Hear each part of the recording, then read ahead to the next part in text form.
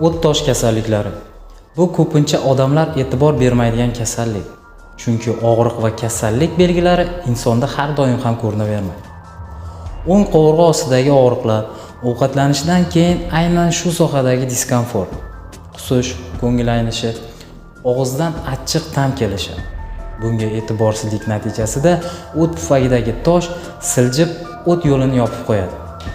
Natijada xolestit, o't pufagining yallig'lanishi boshlanib, organizmda bilirubin miqdori oshib ketadi va ko'z teri sohasida sariqlik paydo bo'ladi. Keyingi bosqich pankreatit, oshqozon osti bezining yallig'lanishi. Agar bu bosqich ham o'tkazib yuborilsa, peritonit, yiringli yallig'lanishga va boshqa organlarning zararlanishiga ham olib kelishi mumkin.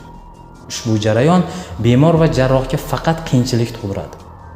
Vaqtida shifokorga murojaat qilinsa, operatsiya eng ishonchli yo'l laparoskopik xolestistektomiya, ya'ni o't pufagining laparoskopik yo'l bilan to'liq olib tashlash imkoniyatini beradi. Bu amaliyotning afzallik taraflari chandiqsiz kesmalar va bemorning qisqa muddatda normal hayotga qaytishi.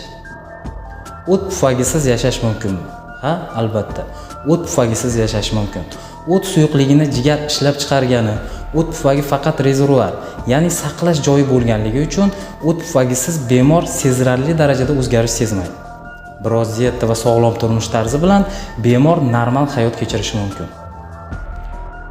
Biz operatsiyadan emas, vaqtida e'tiborsiz qoldirilgan kasallikdan qo'rqishimiz kerak.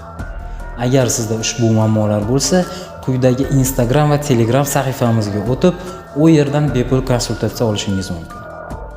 O'zingizni ehtiyot qiling.